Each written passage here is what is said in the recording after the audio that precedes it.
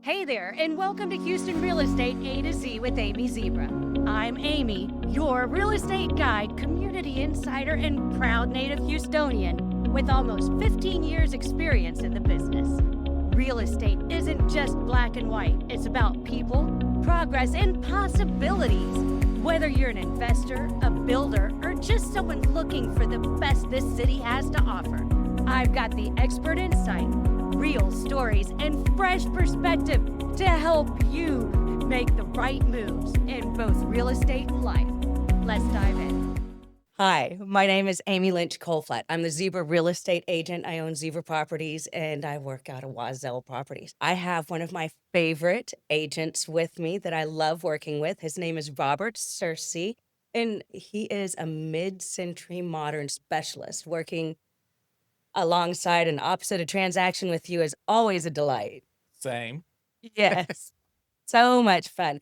And real estate is a teamwork thing. Yes. It's so much nicer to have seasoned real estate agents that Yes. work opposite each other. Yes, absolutely. Yeah, yeah. Yeah. And I got into the mid-century modern thing a little bit later than a lot of people. It was actually not until I got into real estate that I Mhm. really got into the mid-century modern.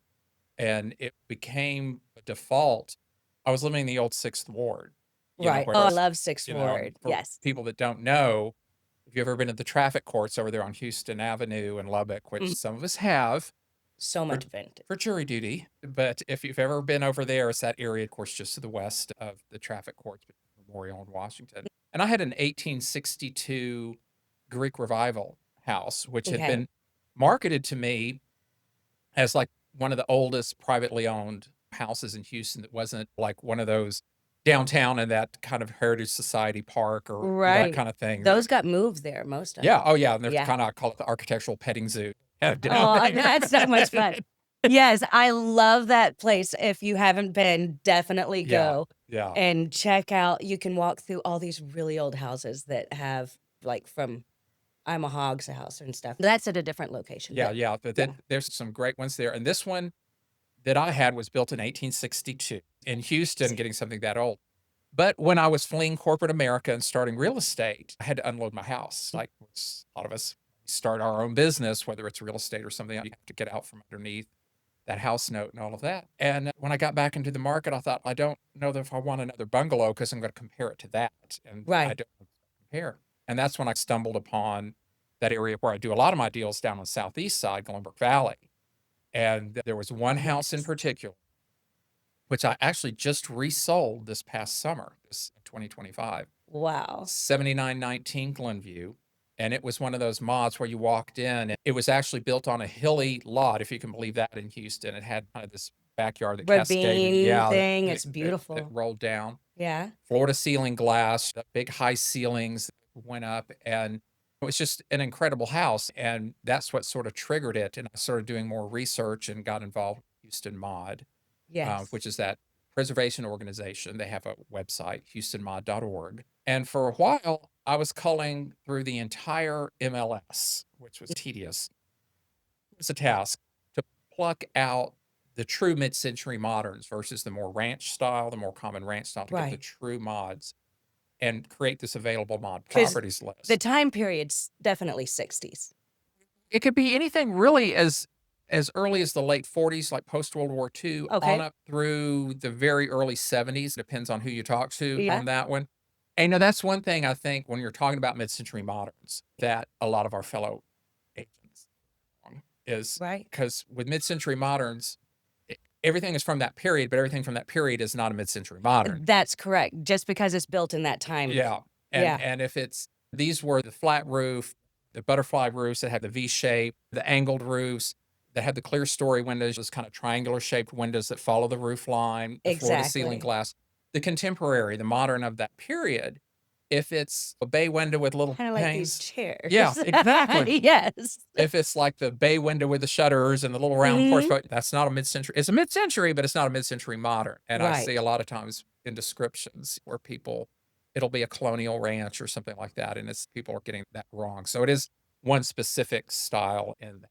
And So Don't they have organizations and stuff? You just mentioned that you were part of that. Houston Mod is the Mm-hmm. local one here, and they advocate for the preservation of these homes and commercial buildings as And well. they have like monthly meetings, plus they have tours of the houses. So if a mod comes on, Yes. then Yeah. y'all are all out there. And some of those showings for those houses, when they open them up and have an open house, and this organization, Houston Mod, gets told about it, they'll have 100+ people come through in an open house. It's an amazing thing, because there's so many people just really in love with that time period. Yes. And it's called Mod of the Month. And if you have never followed Houston Mod, they're on Instagram and Facebook as well. Right. And if you get on their email list and you get the alerts for these mods of the month, they try to do them every month, and they spotlight a mid-century modern home that is for sale. Of course, the thought process is, let's try to pair the house with a sympathetic buyer that's going to preserve it.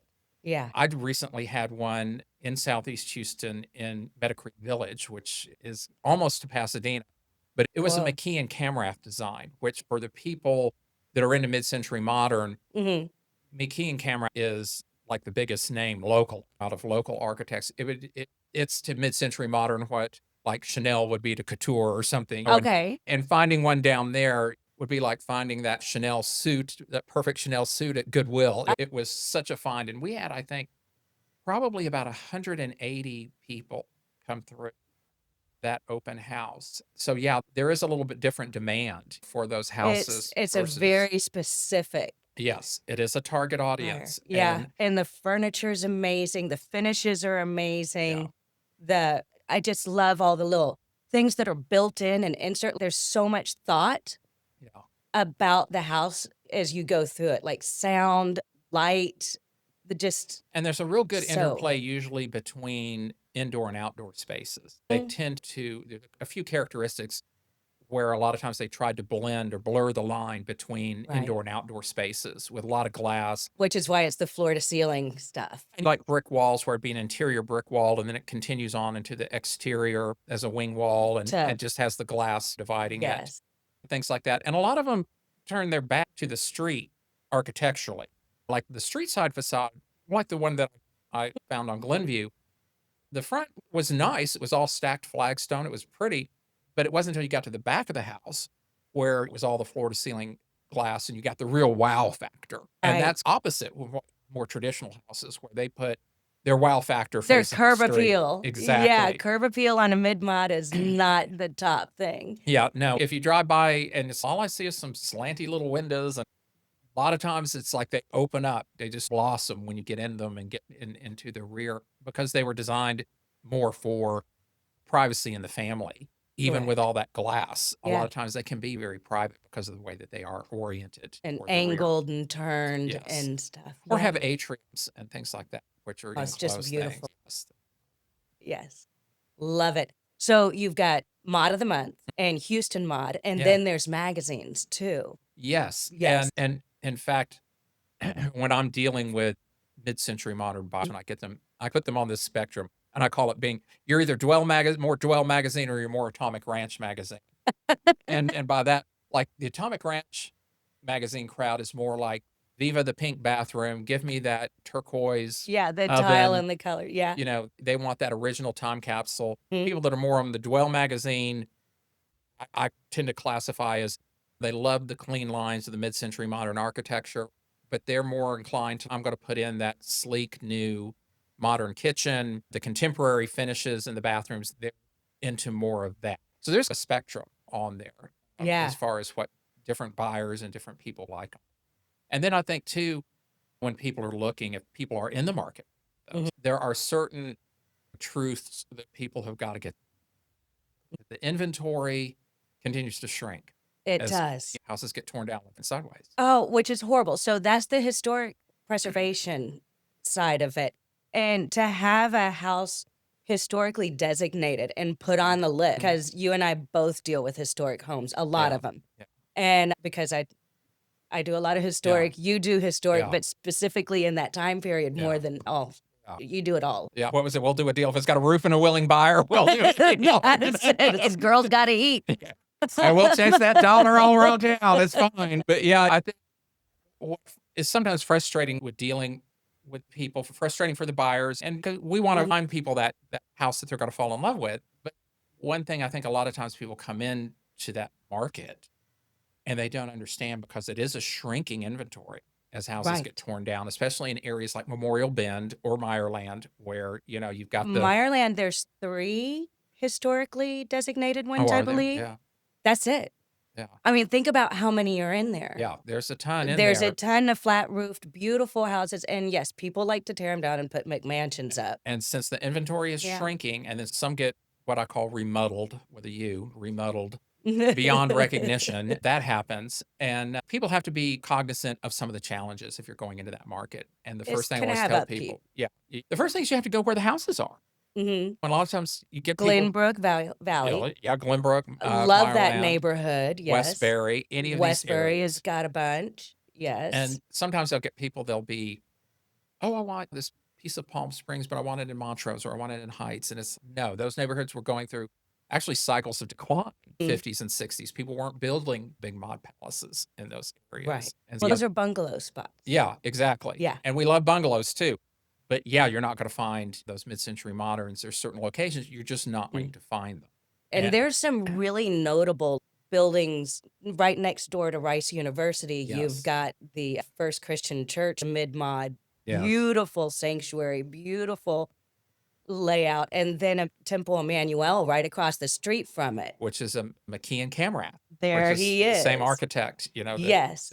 that I had just. I believe that one has the largest movable wall Oh, does it? that they have at the back of their sanctuary, and the wall folds in and folds out. It's still original. It's amazing. Yeah. Very good. All of McKeon Camrat's work. A lot of times people refer to Mhm. anything mid-century modernish as, oh, that's very Frank Lloyd Wright. Right. Sometimes it is and sometimes it isn't, but their stuff definitely does. But wasn't he a student Yes. of Oh, Frank yes. Lloyd Wright? Yes. So Yeah. their stuff very definitely does have that Frank Lloyd Wright kind of influence. You can definitely Absolutely. see it in all of their things. Absolutely. Because Yeah. the architecture in Houston. Yeah. And they had Yeah. a lot of their, and again, the shrinking inventory. There used to be a lot of McKeon Camrats on Teal Way and River Oaks, and a lot of those have well. So that's, and when you talk about having to go where the houses are, that McKeon Camrat that I listed was a real example. No, it was in Meadow Creek Village, which is southeast Houston. You're taking the Gulf Freeway, exiting Howard. A lot of people will be like, oh no, Where am I? Where am I? oh no, roll up the windows, lock the doors, whatever. But this is a neighborhood that I've sold mod houses to in the past, and she just relocated into the Heights with Susan Rogers, who's an architecture professor in Houston. A lot of Mhm. people that if they've taken architecture classes at UH know her. Lisa Gray that does, she's on the I love editorial her. board. Yeah, she's on I love Houston her. Matters. She's got one down there. And then like the guy that bought this particular one was relocating from the Heights. He was a cash buyer. He could afford to go Right. anywhere, but he recognized what this house was and what a rare opportunity that That it house. was, and Yeah. was willing to be like, you know what, I'm gonna move from the Heights to Southeast Houston for this house. And Especially if you find a house like this, unadulterated, yes, not messed with, and Yeah. still has its charm. yes, Yeah. yes. And I think that's one thing that a lot of people, you've got to get your mind wrapped around, that you may not get, if you really have your heart set on that style house, you may not get the location, your first choice location, and get Right. that house unless you've got, now, if you got $2 million to spend or something like that, then that opens up a lot of opportunities. But I deal with a lot of first time buyers and things like that, and younger people that are not in that price point. And that's where I have to, okay, we've got to look at some of these transitional neighborhoods, and there's nothing wrong with it. I was in Glenbrook. It was a very transitional neighborhood. Had a house down there 10 years, lived to tell tales. I think there's a lot of opportunities, especially in today's market where we have the interest rates. People are struggling with student loan debt and all the things that have been talked about as challenging. But you can pick one up reasonably priced, especially when you're not in the really hot neighborhoods, but And because they're hidden everywhere. and this is Yeah. what, how many times do we read those articles or hear somebody talk about how Houston isn't affordable anymore. And heaven knows it's not the affordable city it once was. We're still hanging in there, And we're but hanging in there. Yeah, it's not, you don't get to live in the most geographically blessed, amenity laden, close in urban areas on a cheap budget anymore. Where for a while you could get into pretty much any part of town, you could find something Right. in there. And that's changed a little bit. But the narrative that there's nothing cool, there's no cool houses that are affordable close in, I don't buy that because, No, they're everywhere. they're everywhere. You just have to be a little bit more open to some of these up and coming neighborhoods and some of these transitional neighborhoods. I think people have Mhm. to just be a little more open to that. I also think as I consider myself an interlooper. I probably do too, Oh, to a certain, yeah, absolutely. but I think, Although I live in Westbury area, so right now, so, and I'm right outside of and that's exactly the whole point is, and when I was in Glenbrook, which was just outside of it, I think that Mhm. whole concept of, oh, inner loop versus outer loop, I think it's time to expand the The concept a loop little needs bit. to Yeah, widen. and I think for a while, like people have considered Well, Garden Oaks. the 610 loop, then you Yeah. got the Beltway. Uh, We're just gonna go to the next ring. well, I think you get the same vibe in Yeah, places like Westbury, places like Garden Oaks, Oak Forest, absolutely. places like Glenbrook So Valley. many musicians and artists are hitting the because Yes. the Montrose area, the Heights, Midtown is not as affordable as it once was. And so a lot of those creatives Yes. have shifted to the southwest side over here. Yes. And they are definitely bringing the appeal. So that venue's coming. And Westbury, they've got a distillery now. Oh, Can you like all kinds of stuff's happening over there that I'm like, what? and you're seeing this because is part of what made areas like Montrose and everything so interesting for so long Yeah, was creative class people and the exactly. young The creative class artisans. and all of Yeah. that. And now a lot of those people are priced out of these areas. Mm. And if you're one of those people, don't give up hope because a lot of these other areas are a There's lot more interesting than what you there think. are And places that and there's Glenbrook is another where we've seen a number of artists and people like that moving in, and they do neighborhood parties. And somebody last year built a stage in their backyard and spent I don't know how much flying Lady Bunny from New York, a performer, uh-huh. to perform on their stage in their backyard at a neighborhood party. Now, I don't know how many neighborhoods where somebody builds a stage in their backyard and flies in Lady Bunny. Oh, You Thomas know? Helton did that. I don't know if flew in Lady Bunny, but he Yeah, built a stage in the backyard because he's a stand-up bass yeah, player and so a musician. And next thing you know, he's got all these jams and all these yeah, things. It was a kind of a pandemic yeah, yeah, reaction yeah. because the restaurants and the bars and the music venues were closed and they still wanted to play. So they did. Outside, 6 feet apart, Well, on there an you go. outside stage. Hey. But yeah, I think that some of these areas on the outer edge of the Yeah. 610 loop are now where people have those opportunities. If you are a first time buyer and you're frustrated that, gee, I want to live inside the loop, or I understand not wanting to go to which the suburbs work great for people if you're in that, your child rearing years or whatever. Mhm. But if you're not and you're a city person, there are places where you still get that inner loop vibe that are affordable and you're just going that one exit outside the loop and And that's okay. It's it's okay to be okay. outside the loop. You'll It's live. still Yeah. 15, 20 minutes away. Yeah. Exactly. Not during rush hour. Yeah. Yeah. But nice thing with some of these areas is there are back routes too that you can Oh, the go. down streets are my favorite. Yeah. I love to drive through the So, neighborhoods and the different places, but that's, the realtor in me. yeah. Same. Yeah. Same. And we know Yes. we have Yes. to. Know all the streets. Tell me about the Montebano lumber house because Um, that one had a curved wind wall that had just the carpet. It had a couch that was curved that went in it. And it was just the coolest house. yes, this house, Yeah. it was in Glenbrook Valley, is in Glenbrook Valley. It was built in 1958 by Montalbano Lumber Yes. for a wing of the family. Yeah, if anybody knows about Houston, local Houston, Yeah. you know about Montebano Lumber. It's still open on Houston Ave, right? They have, I think, 3 locations. They have one Okay. on North Shepherd, they have one down by Hobby Airport now, and then they have the one on Houston Avenue. Yeah, the So I know famous they have one, at yeah. least 3 locations.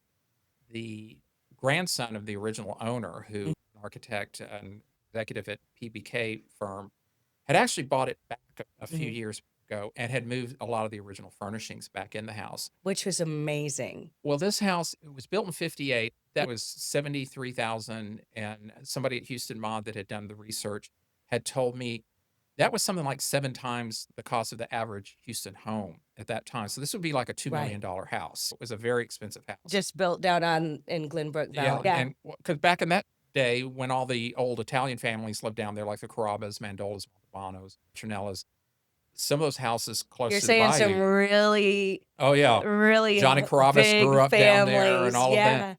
What these people paid for some of the nicer homes, they could have bought in River Oaks or Tank. These were big, expensive houses. This one, of course, had that 40-foot round rotunda living room. It was amazing. Round rotunda living room. It looked like a James Bond villain should pop out of the woodwork.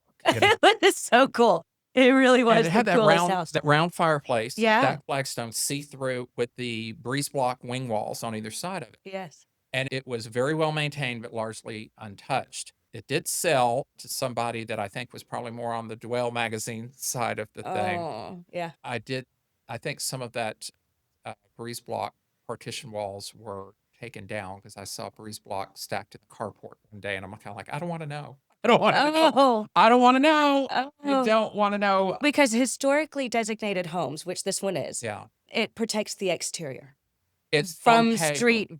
street view. On paper. This Mhm. particular one, there were some alterations made to the exterior that should have been allowed.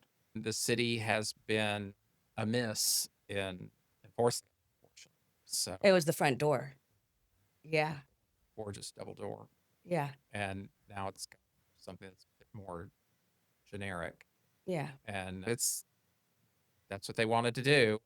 That was not what should have been allowed. And complaints were made, but nothing Not received.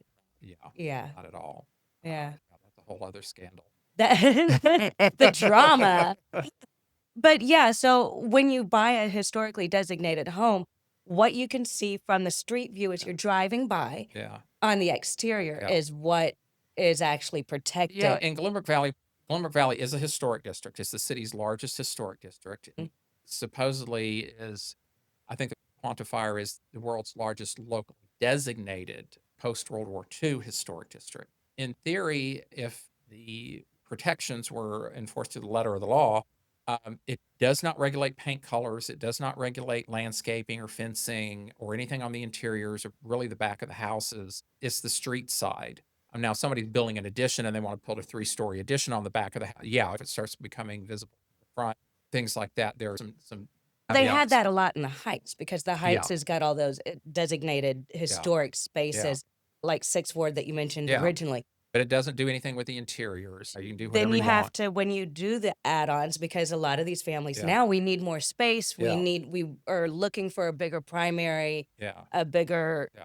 all those things. And so as they're adding on to the homes, if it affects, you can submit your drawings Yes. over at, they're really concerned about roof lines and the flow of the house because the idea is to make the neighborhood stay Yeah. a time capsule Yeah. as you drive through it.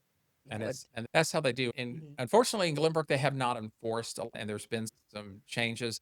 Right.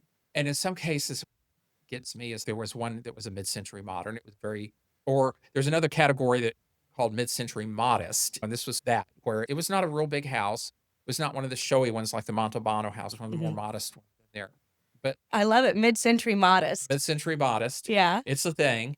And a flipper had gone in there and like completely changed the roof line And just painted everything gray. and just destroyed the whole front of it and didn't get it finished. And then it became a drag on property values and on the comparables because it had to sell for less. And if you're doing this to make money, you would have gotten a premium for the house being a mid-century modern. And it's kind of like you chop the head of the golden goose off here. That was just an uneducated.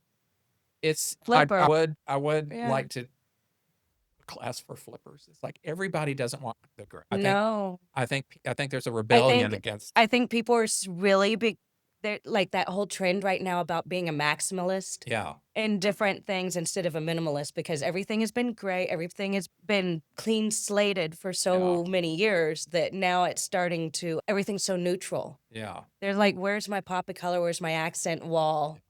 Yeah. I think we're seeing pushback to those Mhm. gray floors, gray walls, all of that kind of stuff. And I'm here for that rebellion.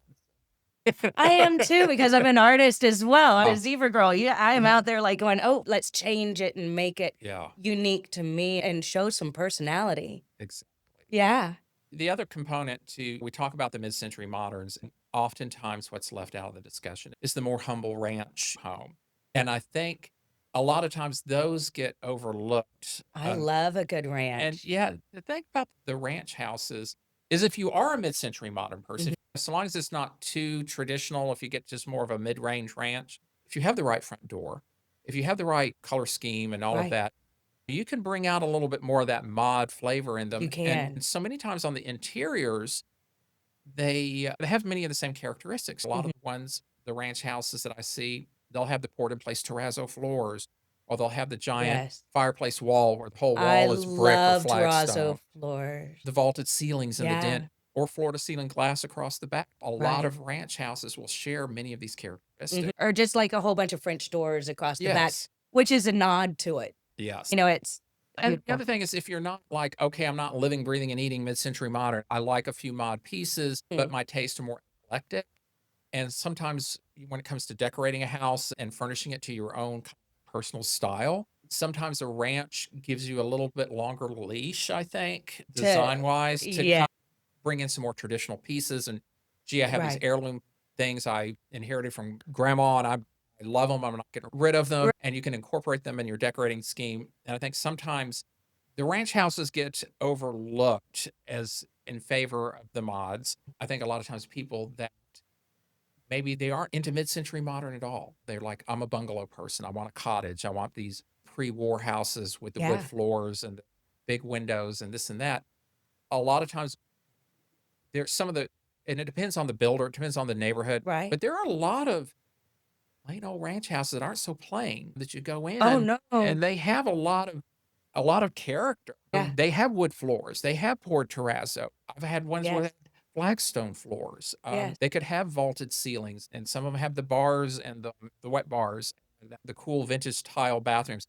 I love a vintage tile bathroom. They're so fun, and you can get wallpapers and things to Mhm. bring out the different colors. And there's so much that you can do with Right. those. And for first time buyers, that's where your bargains are. Right. Is your Westbury? Is your Yeah. Shepherd Forest on the north? Is And your then that Valley? whole townhouse community, townhouse manor that is all mid-mod, and it's Oh, yeah. gorgeous. I love that little neighborhood. Every single one of them's different, Yeah. and they're all very much the same, but they have the poured in place terrazzo, they have the bathrooms, they have the sunken showers, like you Oh, step yeah. down into Yes. it. It's so Yes. cool with the little bitty square tiles. In Yeah. fact, there were 3 that were just on the AIA home tour Mhm. that were in Townhouse. They were off of Stella Link and Yes. 610, and Yes. it was the Style and Steel townhomes that were built in 1969, Oh, wow. and it was a huge thing. They were all the steel construction, Mhm. and one of them has just been restored. There were 2 that were 1 story and 1 2-story, and all 3 of them were just on tour. We're fortunate enough to know about and go on that AIA home tour. It's a sight to see. So tell our listeners who AIA is. American Institute of Architects. So they had tours, and then also Preservation Houston did a tour. And actually, Right. I believe AI may have had one of them on tour. There were 2 tours that included them. One had 1 and one had all 3. And I think Preservation Houston may have been the organization that all 3 just this fall, just Mhm. recently on Yeah, they're amazing. yeah, they do a lot of good work. Yes. Now, Yes. the town where preservation is not always the center. Yeah, Uh, but the community pool for that small community Yeah, is just the concrete and the arches and the yeah. color scheme and those oak trees are just It beautiful. is a wonderful little development, It and is. again, And like absolutely affordable. Yeah. and inside the loop, if people are like, "I've gotta be inside the loop." It actually is. It's It's right on just this inside side, it's just just inside. inside the loop. Now, again, you talk about Stella Link and 610, and a lot of times there's people that, "Oh, I don't know that area," and what to Yeah. me, when you're talking about transitional area and that's not really a transitional area at all. Right. That area is fine, but again, you cross 610, and then you do start getting into transitional area. To me, Mhm. if you're living in town in Right. Houston with our no zoning, the block by block adventure that is our urban landscape is what you're going to get if you're Yes. living close in, Yeah. and you have to get okay with that. But I think a lot of times But people you're so close to the med center. and people they get, oh, that area, I'm scared of crime or this, that, or the other. And it's do your homework. There's so many things online now. And what's scary is a lot of the places where people are Mhm. going out and going to the club and all of that kind of stuff. I got news for you. Probably more inclined to get knocked in the head over there than you are in some of these areas where people are dismissing them as potential places to look for a house. Yeah. It's the first time. Oh, I love over there. Yeah. And It's beautiful. that's, Yeah. I think sometimes there's people that may not consider it. They're not familiar with the areas, and especially the area has is any kind of transitional factors where Right. the outskirts are a little that looks a little sketchy, and people get But that's the reason to have a really good yeah, real estate agent that is gonna know Houston. I'm local and yeah. native, and were you born in Houston as well? No, we moved Uh-huh. here in my high school years, and I But you've been here declined. long enough. I won't admit, but yeah, I went to Klein, and I Okay. think like a lot of people probably that either grew up or came some point their youth and grew up in the burbs, and then I want to go. I want to go to the city, Yeah. and There's definitely the suburb vibe yeah, and the inner yeah. city vibe. And Yeah. for buyers that want to buy in the city, that's all I'm saying is some of these areas that maybe they haven't thought about or they've been dismissive because they've made assumptions about crime or this, that, and then it's like, get on the internet, look it up and compare it to where maybe you're living now or where you're going out at night and these Mhm. kind of things. And I think you'll find that no, these areas are really okay. There's a lot of these areas that are better than what Mhm. sometimes I think people might make Can assumptions you about. find a mid-century modern out in the suburbs? Yes. If you're Okay. somebody that's, I want certain schools or that kind of thing. Mhm. There were some in Venetian Estates and Sugarland and a lot of because built of that era. Right. Unfortunately, again, the tear down champions, which people don't think. No, Champions Forest has 'em. not Champion Forest, Okay. Champions. No, there's two neighborhoods, Champion Forest and Champions, They're and they're next to each other. yeah. And Old Champions, which is right on 1960 Cypress Creek Parkway, we're calling it Right. this week, that was started in 1957. So Okay. you have So when they've got them hidden in there they've got too. I've sold some in there with poured terrazzo. Okay. There was one came up in the adjacent neighborhood, Huntwick, last year that was very early, probably like 71, something like that, Okay. which is tail end of the period. But Yeah. it had the poured terrazzo and it had all the Eh, all the characteristics, touches. all the angles, all the everything. Nice. Of course, obviously Memorial, Oh, yes. if you got the bank, If you get yeah. It's Memorial has so them. pretty. It is very pretty. Yeah. And that's an area again where the Mhm. volume of them is shrinking as again tear downs, tear down. So if you have a mid-century modern and it is not historically designated, not just the neighborhood, but the specific Yeah. house needs to be placed on the list. If you care about that house Yeah. and want it to always remain, Yeah. put it on the list. Yeah. People are scared of that for resale value, but at the same time, I believe that there are buyers out there that are actually hunting and looking for those. There are definitely, Yes. and I think here's where I think you get a premium for the mid-century moderns, so long as they haven't been remodeled, that kind of thing. Right. Is I'm stealing that, by the way, remodeled. I That's didn't cute. I didn't make it up. That's cute. That's I've heard cute. it before somewhere. Supply and demand rules the day in real estate. We all know. Yes, of Supply and course. demand rules the day, and I think the demand for these still Yeah. outstrips supply. There's still way more people that want these type homes Right. than there are ones available. Yes. And my one that I had recently in Glenbrook, we had a whole lot of showings on it. And for a lot of people, it wasn't the right fit. This particular one was a 2 bedroom that I had bedrooms. That's that so kind of thing. small. It Yeah. was too small. And they were trying to figure out how they were going to be able to add on to it Yes, without. exactly. Destroying the character and that kind of, Right. and so it took a while to find somebody that was the right fit for that particular one, but there was no I wanted it shortage, so bad. I just Yeah. wasn't. Oh yeah, it was. Uh, And it's funny because this one's getting showings. Well, for example, on Zillow, you look on Zillow and just see how many hits. And I'd have a traditional house in there, and it would get 1,500 hits maybe in a month, a good month. This one was getting 23,000 hits. that's amazing Which numbers. is, yeah, Your I mean, analytics are just just skyrocketing. Yeah. off the charts. You know, when the flippers go in and they take away the character and the things that Mhm. make them special, gray over everything and remodel Gray them, wash it. Yeah. I'm like, somebody does that and it's their house and that's what they want because that's okay. But if it's somebody trying to make Right. money, I was just like, what are you doing? What are you doing? Stop. Well, they need advice from a good Yeah, agent, from an agent that knows a yeah, specialist yeah. in that area. Yeah. Sometimes if we could just get them to listen, but Yeah. we need to start a class on to redo a mod correctly. And there are Mhm. articles out there about do's and don'ts. Don't paint the brick. Don't paint the Never stone. paint the brick. And all that does is add maintenance. Like, why did you just put maintenance on that brick? That brick was going to live forever. Just Painting brick is not. I've it, had an architect it tell can't me breathe. it can't breathe, and it Yeah. says you can lead to mold problems Mm. if you use the wrong kind of paint. Flake. It can actually be very damaging to the brick, and yeah, it can cause a whole lot of problems. And yet It's not a people good are idea. doing it every day. All the flippers are going in and everything. They is paint it white and white- put black trim on it. Oh, Uh, I'm just like, stop the black. If you have one of those and you love it, I'm happy for you. But I'm not personally. I'm not a fan. Personally, I'm just not of that. And That's why we get along so yeah, well. I'm just like, Even though I'm zebra and I like black and white, that still makes me sad. Every time I see painted brick, I'm like, oh. and it's yeah, it's like there's other colors in the world, and And then the next year, like in 2 years, 3 years, you're going to have to paint it again. And every time it rains and stuff and things start watching it and it gets gray behind all the bushes and you're like, now I have to repaint it. And then you've got coats. And yeah. why did you just create Yeah, the other thing is maintenance that like is with the gray floors. I think this white with the black trim and the gray floors and all that.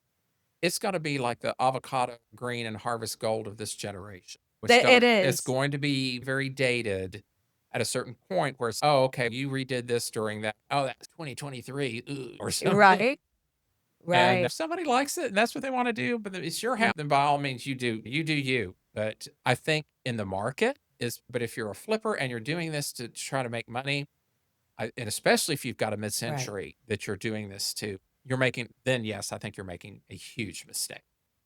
Let's not let them do that. Let's. If only we had the power.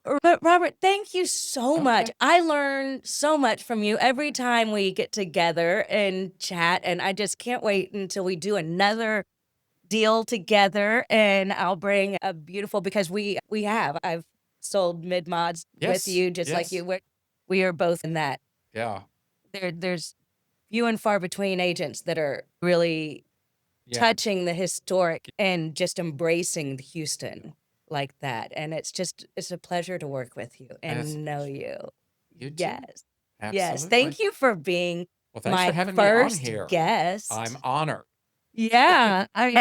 Because Hopefully I don't get you in trouble or anything. we name dropped. I think we did Yeah. everything right. All right. So far, we sounded like we know what we're talking about, I hope. So long as we sound like it. Yeah. So the A to Z of Houston Real Estate with Amy Zebra and my dear friend Robert Searcy here. And thank you so much for tuning in, and I hope you enjoyed it and watch another one. Thanks for hanging out with me on Houston Real Estate A to Z with Amy Zebra. I hope you found something valuable for your real estate journey today. And don't forget to follow, subscribe, and share this show, because everyone deserves to know about the A to Z